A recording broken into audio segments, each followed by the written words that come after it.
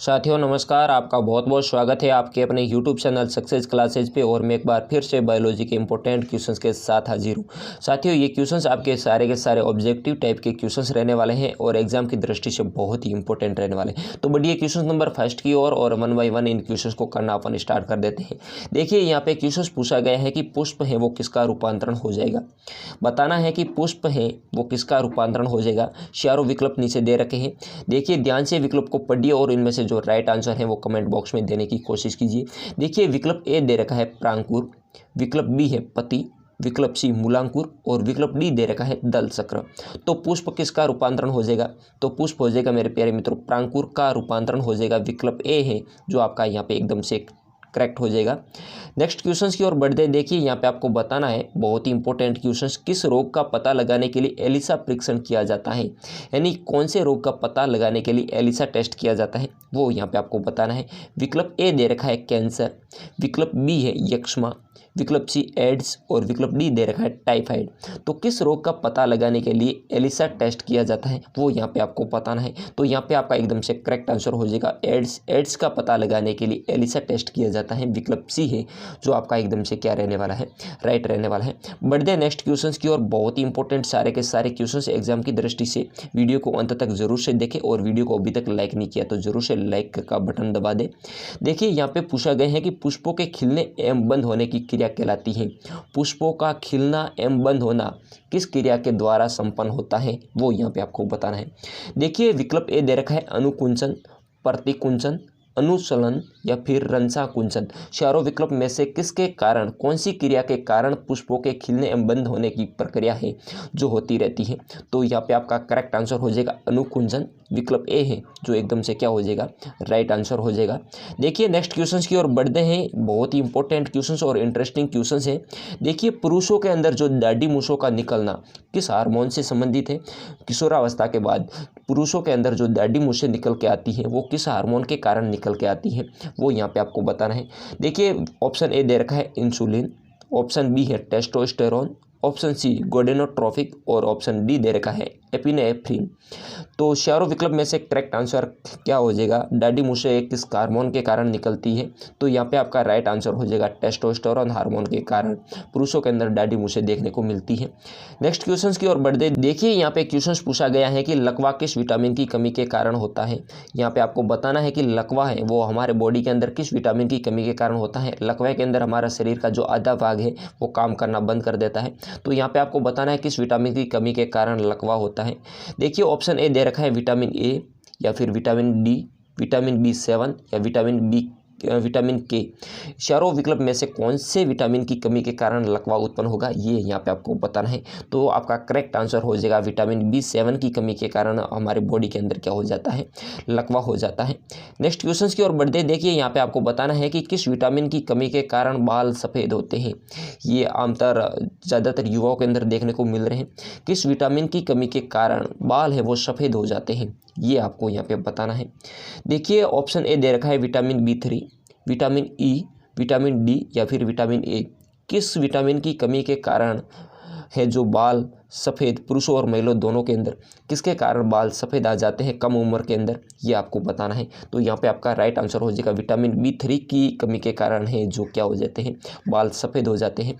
Next question की ओर बढ़ते देखिए यहाँ पे आपको बताना है कि लाल रक्त कण RBC कहाँ उत्पन्न होती है। देखिए यहाँ पे आपको बताना है लाल रक्त कण RBC का निर्माण कहाँ पे होता है ये आपको बताना है। ऑप्शन ए दे रखा है तिल्ली में, ऑप्शन बी वृक्क में, यकृत में या फिर अस्थि मज्जा में। करेक्ट आंसर क्या हो जाएगा, RBC का निर्माण कहाँ पे होता है, लाल रक्त कण का निर्माण कहाँ पे होता है ये आपको बताना है। तो यहाँ पे आपका एकदम से करेक्ट आंसर हो जाएगा अस्थि मज्जा के अंदर। कहाँ पे, अस्थि मज्जा के अंदर लाल रक्त कण का निर्माण होता है।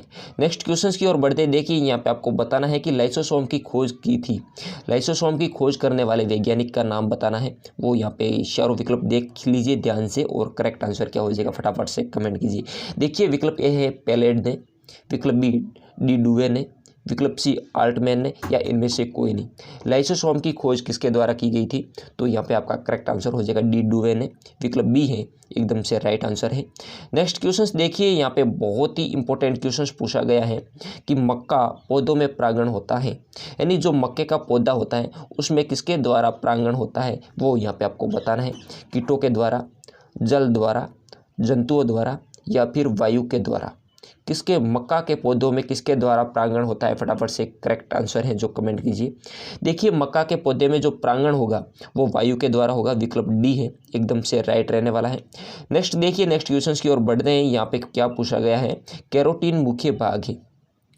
देखिए क्वेश्चन इंपॉर्टेंट है। कैरोटीन है जो किसका मुख्य भाग माना जाएगा? विटामिन ए का, विटामिन बी का, विटामिन के का, या फिर विटामिन सी का। कैरोटीन किसका मुख्य भाग माना जाता है, ये आपको बताना है। कैरोटीन किसका मुख्य भाग होगा? तो कैरोटीन है वो विटामिन ए का मुख्य भाग माना जाता है। विकल्प ए है जो एकदम से यहाँ पे आपका करेक्ट हो जाएगा। नेक्स्ट क्वेश्चन की ओर बढ़ते हैं। देखिए, यहाँ पे आपको बताना है कि कोशिका विभाजन में सहायक है।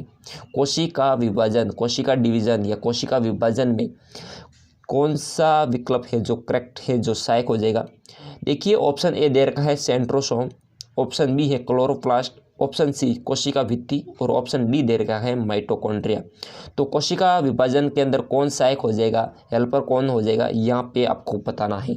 तो यहाँ पे सेंट्रोसोम है जो कोशिका विभाजन में क्या है, सहायक है। विकल्प ए आपका यहाँ पे एकदम से क्या रहने वाला है, राइट हो जाएगा। बढ़ते नेक्स्ट क्वेश्चन की ओर। देखिए, यहाँ पे आपको बताना है कि पाचक में सहायक है। भोजन के पाचन क्रिया के अंदर कौन सहायक है, यहाँ पे आपको बताना है। पित्तरस, जठर रस, अग्नाशयिक रस, या फिर इनमें से सभी। तो पाचक के अंदर जो सहायक होता है वो यहाँ पे आपको बताना है। तो पाचन के अंदर पित्तरस भी सहायक होता है, जठर रस भी सहायता करता है, अग्नाशयी रस भी सहायता करता है, यानी ऑल ओवर आपके विकल्प डी है जो एकदम से करेक्ट हो जाएगा। नेक्स्ट क्वेश्चन की ओर बढ़ते देखिए, यहाँ पे आपको बताना है कि शरीर के किस भाग में पित्त रस का निर्माण होता है। शरीर के किस भाग के अंदर जो पित्त रस का, पित्त का निर्माण होता है वो यहाँ पे आपको बताना है। देखिए, विकल्प ए दे रखा है यकृत के अंदर, विकल्प बी है तिल्ली के अंदर, पेंक्रियाज के अंदर, या फिर पित्ताशय की थैली के अंदर। पित्त रस का निर्माण है वो कहाँ पे होता है, वो यहाँ पे आपको बताना है। तो पित्त रस का निर्माण मेरे प्यारे मित्रों पित्ताशय या तिल्ली, यकृत किसी के अंदर नहीं होता है, वो होता है सिर्फ यकृत के अंदर। पित्त रस का निर्माण कहाँ पे होता है, यकृत के अंदर होता है। विकल्प ए यहाँ पे आपका एकदम से क्या हो जाएगा, करेक्ट हो जाएगा। देखिए, नेक्स्ट है लिपिड है। लिपिड क्या है, आप लिपिड से क्या समझते हैं, लिपिड का तात्पर्य क्या है, लिपिड क्या है, यहाँ पे आपको बताना है। लिपिड एक अम्ल है, एल्कोहल है, एस्टर है, या कोई नहीं है। लिपिड क्या है ये आपको यहाँ पे बताना है। तो लिपिड क्या हो जाएगा, एक प्रकार का, बताइए यहाँ पे करेक्ट आंसर क्या होने वाला है। तो लिपिड एक प्रकार का एस्टर है। विकल्प सी एकदम से क्या रहने वाला है, करेक्ट है। बढ़ते नेक्स्ट क्वेश्चन की ओर। देखिए, यहाँ पे आपका टेस्ट पेपर है जो 21 चल रहा है। सभी पेपर है जो अपन 1 बाय 1 करने वाले हैं। बहुत ही इंपॉर्टेंट क्वेश्चन है। देखिए, यहाँ पे आपको बताना है कैंसर के इलाज में किस ड्रग का प्रयोग किया जाता है। देखिए, क्वेश्चंस आपके जनरल नॉलेज तथा एग्जाम की दृष्टि से बहुत इंपॉर्टेंट है। कैंसर के इलाज के अंदर किस ड्रग का प्रयोग किया जाता है, किस मेडिसिन का प्रयोग किया जाता है, वो यहाँ पे आपको बताना है। तो देखिए, यहाँ पे करेक्ट आंसर क्या हो जाएगा। विकल्प ए दे रखा है TSS, विकल्प बी है HGS, विकल्प सी इंसुलिन, या इंटरफेरोन। कैंसर के इलाज में किस ड्रग का उपयोग किया जाता है, फटाफट से इसका राइट आंसर है जो कमेंट कीजिए। तो यहाँ पे आपका करेक्ट आंसर हो जाएगा इंटरफेरोन का उपयोग किया जाता है। विकल्प डी है जो एकदम से राइट रह जाएगा। नेक्स्ट क्वेश्चन की ओर बढ़ते देखिए, यहाँ पे आपको बताना है कि लेजर की खोज किसने की थी। लेजर किरणों की खोज किसने की थी, या लेजर की खोज किसने की थी, वो यहाँ पे आपको बताना है। चारों वैज्ञानिक आपके नीचे बैठे हुए हैं और इनमें से जो करेक्ट वैज्ञानिक है वो विकल्प कमेंट बॉक्स के अंदर डाल दीजिए। देखिए, विकल्प ए है बर्गर, विकल्प बी है कॉफ, विकल्प सी मेमहे, तथा विकल्प डी है मुरे।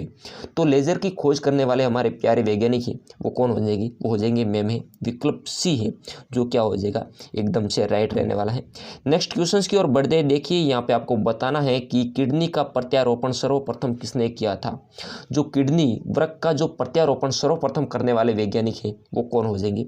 विकल्प ए है लुइस मेमहे, जोसेफ मुरे, या फिर जोसेफ लिस्टर। किडनी का प्रत्यारोपण है वो सर्वप्रथम किसने किया गया था, यहाँ पे सर्वप्रथम पूछा गया है। बाद में तो कई सारे वैज्ञानिकों ने कर लिया था, लेकिन सर्वप्रथम करने वाले वैज्ञानिक है वो कौन हो जाएंगे, तो वो हो जाएंगे आपके जोसेफ मुरे। विकल्प सी एकदम से क्या हो जाएंगे, करेक्ट है। नेक्स्ट क्वेश्चन की ओर बढ़ते देखिए, यहाँ पे आपको बताना है कि ईईजी का आविष्कार किसने किया था। ईईजी का आविष्कार करने वाले वैज्ञानिक का नाम बताना है। ईईजी का आविष्कार है वो किसने किया था।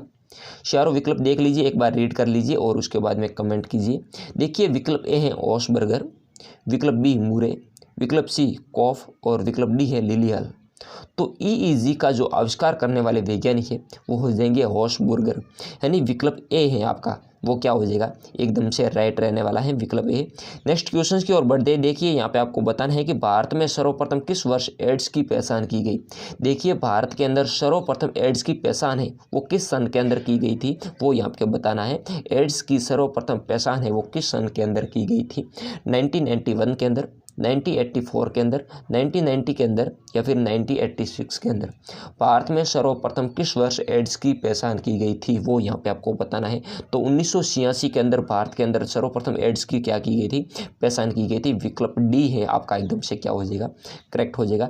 एड्स दिवस कब मनाया जाता है, तो 1 दिसंबर को एड्स दिवस मनाया जाता है, आपको याद रखना है। नेक्स्ट क्वेश्चन की ओर बढ़ते देखिए, यहाँ पे आपको बताना है कि भारत में शीर्षक का उन्मूलन कब हुआ। देखिए क्वेश्चंस इंपॉर्टेंट आ रहे था आपके 1 बाय 1, जितने भी आगे बढ़ते जाते हैं क्वेश्चंस इंपॉर्टेंट आ रहे हैं। देखिए यहाँ पे आपको बताना है कि भारत में शीर्षक का उन्मूलन कब हुआ। भारत के अंदर शीर्षक का उन्मूलन है वो कब हुआ।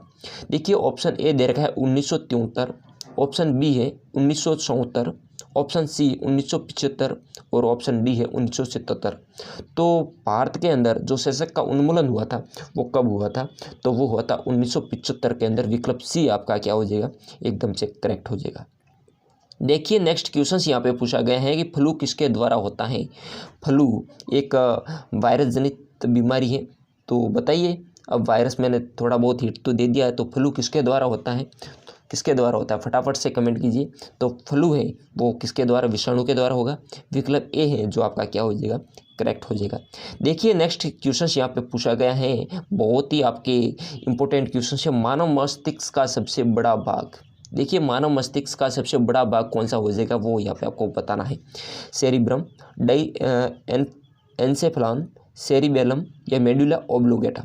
तो मानव मस्तिष्क का सबसे बड़ा भाग कौन सा हो जाएगा, वो हो जाएगा सेरिब्रम। विकल्प ए है आपका एकदम से राइट रहने वाला है।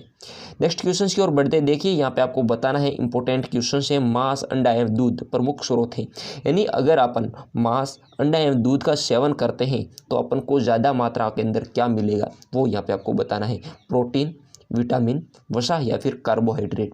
मांस, अंडा तथा दूध का लगातार सेवन करने से हमारे शरीर के अंदर किसकी पूर्ति हो जाएगी, वो यहाँ पे आपको बताना है। तो प्रोटीन की पूर्ति हो जाएगी। प्रोटीन के ये स्रोत माने जाते हैं। मांस, अंडा एवं दूध है जो किसके स्रोत माने जाते हैं, प्रोटीन के स्रोत माने जाते हैं। विकल्प ए आपका एकदम से करेक्ट है। देखिए नेक्स्ट क्वेश्चन यहाँ पे पूछा गया है कि मनुष्य के शरीर में पसलियों की संख्या होती है। मनुष्य के शरीर के अंदर जो पसलियों की संख्या होती है वो कितनी होती है, बताइए यहाँ पे। 10, 24, 12 या फिर 36। देखिए फटाफट से इसका राइट आंसर क्या हो जाएगा, तो हो जाएगी पसलियों की संख्या कितनी होती है, 24 होती है। 12 जोड़ी 24 होती है। देखिए नेक्स्ट क्वेश्चन यहाँ पे पूछा गया है, विश्व वन दिवस कब मनाया जाता है।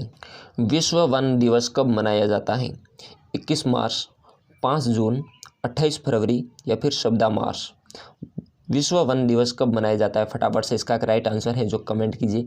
क्या हो जाएगा इसका राइट आंसर, वो हो जाएगा 21 मार्च को वन विश्व दिवस मनाया जाता है। विश्व वन दिवस है वो 21 मार्च को मनाया जाएगा। विकल्प ए आपका एकदम से राइट है। नेक्स्ट क्वेश्चन की ओर बढ़ते हैं। देखिए यहाँ पे आपको बताना है कि ल्यूकेमिया किसके कारण होता है। ल्यूकेमिया जो बीमारी है वो किसके कारण होती है, कैल्शियम 14, सीजियम, आयोडीन या फिर SR19।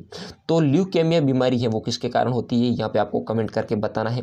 26 का करेक्ट आंसर क्या रह जाएगा, तो वो हो जाता है SR19 के कारण ल्यूकेमिया होता है। नेक्स्ट क्वेश्चन की ओर बढ़ते देखिए, यहाँ पे आपको बताना है कि हृदय रोगियों को खाली जगह ज़्यादा नहीं लेना चाहिए, यानी जो हृदय रोग है, हृदय रोगियों के व्यक्तियों को ज़्यादातर मात्रा के अंदर क्या नहीं लेना चाहिए, प्रोटीन, वसा, विटामिन या फिर कार्बोहाइड्रेट। बताइए यहाँ पे आपका करेक्ट आंसर क्या हो जाएगा, तो हो जाएगा वसा की मात्रा है, जो हृदय रोगी है उनको ज़्यादातर वसा नहीं लेना चाहिए। नेक्स्ट क्वेश्चन की ओर बढ़ते देखिए, यहाँ पे आपको बताना है कि मनुष्य के जीवन काल में कितने दांत हैं जो 2 बार विकसित होते हैं। देखिए कि मनुष्य के जीवन काल के अंदर कितने दांत हैं जो 2 बार विकसित होते हैं। तो बताइए 4, 12, 20 या फिर 28। देखिए यहाँ पे आपका राइट आंसर क्या हो जाएगा वो यहाँ पे आपको बताना है। तो मनुष्य के जीवन के अंदर 20 दांत ऐसे हैं जो 2 बार विकसित होते हैं। टूट जाए तो डरने की बात नहीं है, टूटने दो, दोबारा आ जाएंगे। नेक्स्ट क्वेश्चन की ओर बढ़ते देखिए यहाँ पे आपको बताना है, मैं इसको थोड़ा सा जूम कर लेता हूँ। इंसुलिन प्राप्त होता है, इंसुलिन है वो किससे प्राप्त होता है ये आपको यहाँ पे बताना है। तो इंसुलिन किससे प्राप्त होगा, चारों विकल्प देख लीजिए और करेक्ट आंसर है वो कमेंट कीजिए। तो यहाँ पे आपको इंसुलिन प्राप्त होगा वो डलिया की जड़ों से प्राप्त होगा। विकल्प बी है आपका एकदम से क्या रहने वाला है, राइट रहने वाला है। नेक्स्ट क्वेश्चन की ओर बढ़ते देखिए यहाँ पे आपको बताना है कि निषेचन की क्रिया कहाँ प्रारंभ होती है। निषेचन की क्रिया कहाँ पर होती है वो यहाँ पे आपको बताना है। निषेचन की फर्टिलाइजेशन की क्रिया है वो कहाँ पर होती है, अंड ग्रंथि में, गर्भाशय में, अंडवाहिनी में या फिर योनि मार्ग में। निषेचन की क्रिया कहाँ पर प्रारंभ होती है फटाफट से कमेंट कीजिए। तो जो निषेचन की प्रक्रिया होती है वो होती है अंडवाहिनी के अंदर प्रारंभ होती है। अंडवाहिनी आपका एकदम से क्या हो जाएगा, करेक्ट हो जाएगा। नेक्स्ट क्वेश्चन की ओर बढ़ते देखिए यहाँ पे आपको बताना है कि मानव के शरीर में सबसे प्रचुर मात्रा में तत्व है। देखिए मानव के शरीर में सबसे प्रचुर मात्रा के अंदर कौन सा तत्व पाया जाता है, आपको बताना है कि आपके शरीर के अंदर सबसे ज़्यादा तत्व कौन सा है, कार्बन, कैल्शियम, नाइट्रोजन या फिर ऑक्सीजन। बताइए आपके शरीर का ही क्वेश्चन है, कौन सा तत्व है जो आपके शरीर के अंदर अधिकतम मात्रा के अंदर है, तो वो हो जाएगा ऑक्सीजन है। ऑक्सीजन है वो सर्वाधिक मात्रा के अंदर है। नेक्स्ट क्वेश्चन की ओर बढ़ते देखिए, जब कोई व्यक्ति सोता है तो उसका रक्तचाप, देखिए कोई भी व्यक्ति अगर लेटा हुआ है या सोया हुआ है तो उसका जो ब्लड प्रेशर है वो किस प्रकार का होगा, बढ़ेगा, घटेगा या स्थिर रहेगा या घटता बढ़ता रहता है। देखिए जब कोई व्यक्ति लेटा हुआ है या सोया हुआ है उस स्थिति के अंदर उसका रक्तचाप है, ब्लड प्रेशर है वो किस कंडीशन के अंदर होगा वो यहाँ पे आपको बताना है। तो उसके अंदर जब व्यक्ति सोया हुआ है तो उसका जो ब्लड प्रेशर है वो क्या है, घटता है। विकल्प बी आपका एकदम से राइट हो जाएगा। नेक्स्ट देखिए यहाँ पे आपको बताना है कि मानव शरीर में यूरिया की अधिकतम मात्रा पाई जाती है। मानव शरीर के अंदर जो यूरिया की अधिकतम मात्रा पाई जाती है वो किस पार्ट के अंदर पाई जाती है, वो यहाँ पे आपको बताना है। रक्त के अंदर, हृदय के अंदर, मूत्र में या फिर पसीना में। यूरिया की मात्रा सर्वाधिक कहाँ पर पाई जाती है वो यहाँ पे आपको बताना है। सिंपल सा क्वेश्चन है, सभी लोगों को पता होगा कि मूत्र के अंदर यूरिया की मात्रा है वो क्या होती है, सर्वाधिक पाई जाती है। नेक्स्ट क्वेश्चन की ओर बढ़ते देखिए यहाँ पे आपको बताना है कि कपास के रेशे मिलते हैं। कपास के रेशे मिलते हैं आपको बताना है बीज से, साल से, पत्तियों से या फिर जड़ से। कपास के रेशे हैं वो कहाँ से मिलते हैं अपन को यहाँ पे आपको बताना है। तो कपास के रेशे बीज से मिलते हैं। विकल्प ए आपका एकदम से राइट हो जाएगा। देखिए नेक्स्ट क्वेश्चन यहाँ पे आपको बताना है, इंटरेस्टिंग क्वेश्चन है, कौन सा विटामिन अंडे में बिल्कुल नहीं पाया जाता है। कौन सा विटामिन है जो अंडे के अंदर बिल्कुल 0.01% भी नहीं पाया जाता है वो यहाँ पे आपको बताना है। तो राइट आंसर क्या हो जाएगा आप फटाफट से कीजिए। Vitamin A, vitamin B, vitamin C और विटामिन डी। कौन से विटामिन के अंदर अंडे में बिल्कुल नहीं पाया जाता है, तो यहाँ पे आपका राइट आंसर हो जाएगा विटामिन सी है जो अंडे के अंदर बिल्कुल भी मात्रा के अंदर नहीं पाया जाता है। नेक्स्ट देखिए यहाँ पे आपको बताना है कि मानव मूत्र से सामान्यतः किस विटामिन का उत्सर्जन होता है। मानव मूत्र से सामान्यतः किस विटामिन का उत्सर्जन होता है ये आपको यहाँ पे बताना है। देखिए विटामिन ए, विटामिन के, विटामिन सी तथा इनमें से कोई नहीं। कौन से विटामिन का जो मानव के मूत्र से सामान्यतः उत्सर्जन होता है, तो आपका राइट आंसर हो जाएगा विटामिन सी आपका एकदम से क्या हो जाएगा, करेक्ट आंसर हो जाएगा। नेक्स्ट देखिए यहाँ पे आपको बताना है कि पेप्सिन बदल देता है। पेप्सिन है वो किसको किसके अंदर बदल देता है यहाँ पे आपको बताना है। देखिए ऑप्शन ए है यीस्ट को श्रृंखला के अंदर, प्रोटीन को पॉलीपेप्टाइड के अंदर, प्रोटीन को एमिनो अम्ल के अंदर या फिर वसा को वसा अम्ल के अंदर। पेप्सिन किसको किसके अंदर बदलता है यहाँ पे आपको बताना है। तो जो पेप्सिन होगा वो प्रोटीन को पॉलीपेप्टाइड के अंदर उसको क्या कर देगा, कन्वर्ट कर देगा। विकल्प बी आपका एकदम से करेक्ट है। नेक्स्ट देखिए दूध में उपस्थित प्रोटीन है, दूध के अंदर कौन सी प्रोटीन है जो प्रेजेंट होती है यहाँ पे आपको बताना है। थायमिन, कैसीन, इंसुलिन या फिर एल्ब्यूमिन। दूध के अंदर कौन सी प्रोटीन होती है फटाफट से कमेंट कीजिए। आपका आंसर हो जाएगा कैसीन है जो एकदम से करेक्ट आंसर है। कैसीन क्या हो जाएगा, दूध के अंदर प्रोटीन होती है। नेक्स्ट देखिए जहरीले पदार्थ को कहा जाता है, जहरीले पदार्थ को क्या कहा जाता है, हानिकारक पदार्थ को, जहरीले पदार्थ को क्या कहा जाता है। टॉक्सिन, पैरासाइट्स, पैथोजेंस या फिर स्टिमुलेटर्स। जहरीले पदार्थ को क्या कहा जाता है, फटाफट से कमेंट कीजिए। तो यहाँ पे आपका करेक्ट आंसर हो जाएगा, वो हो जाएगा टॉक्सिन। जहरीले पदार्थ को क्या कहते हैं, टॉक्सिन कहा जाता है। विकल्प ए आपका एकदम से करेक्ट है। नेक्स्ट देखिए, यहाँ पे आपको बताना है कि सिल्क उद्योग संबंधित है। सिल्क उद्योग है वो किससे संबंधित है, सिल्क उद्योग किससे संबंधित है, सिल्क उद्योग के बारे में आप क्या जानते हैं। सेरीकल्चर, ओलेरीकल्चर, सिल्वीकल्चर या फिर एपीकल्चर। सिल्क उद्योग, यहाँ पे आपका राइट आंसर क्या हो जाएगा, तो सिल्क उद्योग है वो सेरीकल्चर से संबंधित है। विकल्प ए आपका एकदम से क्या हो जाएगा, राइट हो जाएगा। नेक्स्ट क्वेश्चन देखिए, और आज का लास्ट क्वेश्चन मेरे प्यारे मित्रों इंपॉर्टेंट क्वेश्चन है। कोशिका में ऊर्जा संचित रहती है, तो कोशिका के अंदर जो ऊर्जा संचित रहती है वो किस रूप के अंदर होती है, एएमपी के रूप में, एडीपी के रूप में, एटीपी के रूप में या कोई नहीं। तो कोशिका के अंदर जो ऊर्जा संचित रहती है वो एटीपी के रूप में होती है। विकल्प सी आपका क्या रहने वाला है, एकदम से राइट रहने वाला है। तो साथियों ये थे अपने 41 क्वेश्चंस। कितने क्वेश्चंस, 41 क्वेश्चंस में से आपके कितने क्वेश्चंस करेक्ट हुए जरूर से कमेंट करके हमें बताएं। और ऐसे ही इंपॉर्टेंट क्वेश्चंस के लिए साथियों इस वीडियो को लाइक करें और अपने दोस्तों के साथ इस वीडियो को शेयर करें। और चैनल पर पहली बार हो और अभी तक चैनल को सब्सक्राइब नहीं किया तो जरूर से सब्सक्राइब करके बेल आइकन प्रेस कर दें। ऐसे इंपॉर्टेंट क्वेश्चंस आपको हर रोज इस चैनल पे मिलते रहेंगे। तो मिलते हैं नेक्स्ट वीडियो के साथ, तब तक के लिए जय हिंद, जय भारत।